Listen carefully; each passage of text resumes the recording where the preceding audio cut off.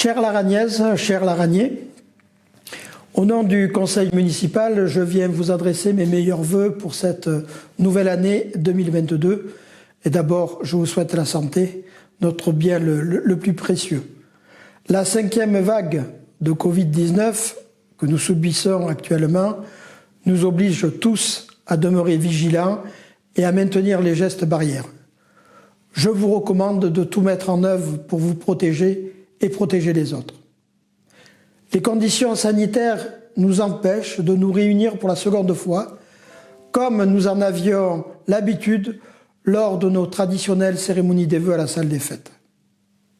J'ai une pensée particulière pour nos aînés, qui ne pourront pas bénéficier du traditionnel repas du Nouvel An, que nous avons également dû annuler en raison de la crise sanitaire, mais notre souci est tout d'abord de les protéger.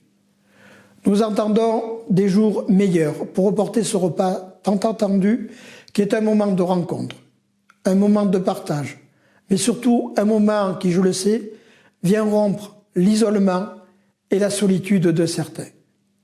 Sachez que la municipalité reste plus que jamais mobilisée pour poursuivre le développement de Laragne-Montéglin et être au service de ses habitants.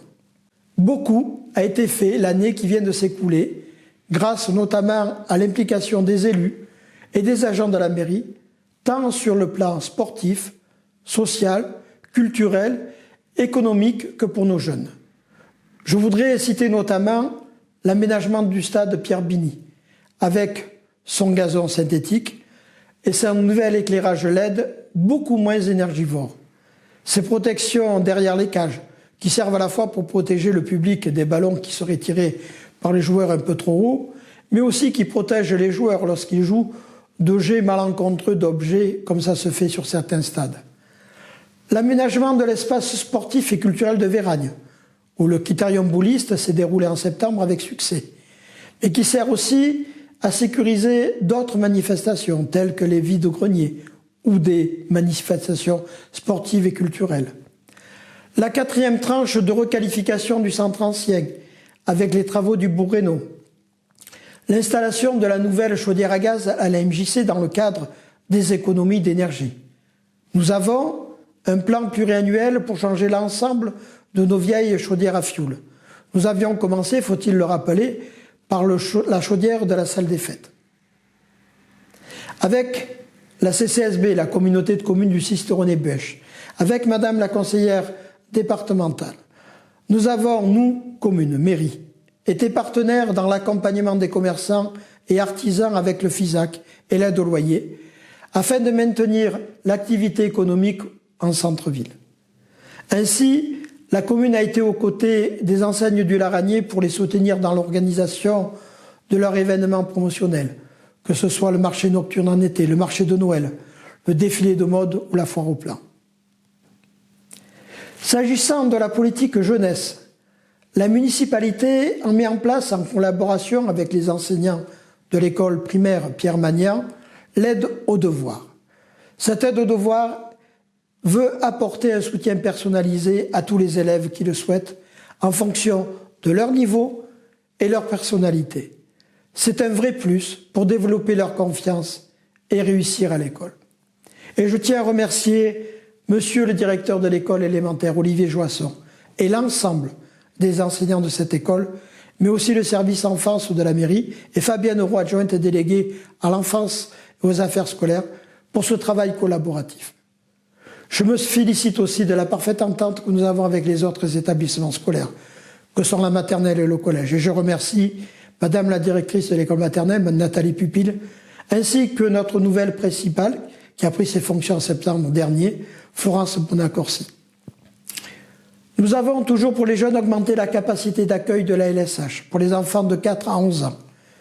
Une structure qui connaît un véritable succès, et je remercie également toute l'équipe de Croque Loisirs qui réalise des animations toujours plus attractives, tout en respectant scrupuleusement le budget qui leur est alloué.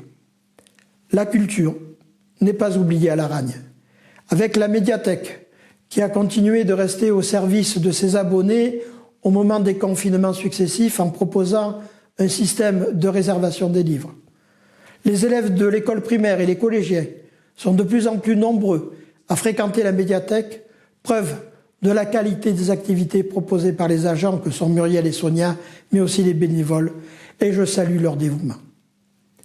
Par ailleurs, le bonheur fut grand lors du concert inaugural du Festival Quartier d'été, consacré à Georges Brassens, en collaboration là aussi avec les enseignants de l'école Pierre Magnan, mais aussi des écoles des alentours.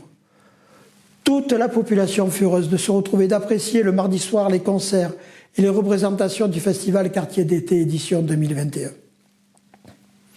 Enfin, je n'oublie pas Arzelier, berceau de notre commune dont le patrimoine fait l'objet chaque année d'un chantier international de jeunes. À cet égard, le conseil municipal a demandé au ministère de la Culture d'inscrire la motte castrale du château d'Arzelier au titre de l'inventaire supplémentaire des monuments historiques. La demande est actuellement instruite et nous devrions avoir une réponse de l'État cette année. Enfin, je voudrais remercier Monsieur le procureur de la République et les services de la préfecture, Madame la préfète et son directeur, d'avoir été partie prenante dans la création du conseil local de surveillance et de prévention de la délinquance. Nous avons souhaité relancer cette structure afin de travailler avec tous les partenaires, gendarmes, élus, travailleurs sociaux, collèges, pour prévenir les faits de délinquance sur les territoires. 3 thèmes de travail ont été retenus: la délinquance routière, les violences intrafamiliales et la délinquance juvénile. Ce dernier thème a été hélas d'actualité durant le mois de décembre et pendant les fêtes. Merci aux forces de gendarmerie, à l'ensemble de la brigade de la Ragne et à l'adjudant-chef Mathieu Gauteron d'avoir résolu ces affaires. Les projets pour 2022 ne manquent pas et dans le cadre d'une gestion rigoureuse du budget communal et de la maîtrise des dépenses de fonctionnement, nous allons poursuivre les investissements prévus dans notre programme avec le soutien financier d'une part de l'État, de la région et du département. De beaux projets structurants permettant à Laragne-Montéglin de jouer son rôle de 4e ville du département vont se faire jour en 2022. La santé. La santé est une des préoccupations de nos concitoyens. Et 2022 verra le lancement du projet de la maison de santé pluriprofessionnelle porté par la commune en concertation avec les professionnels de santé.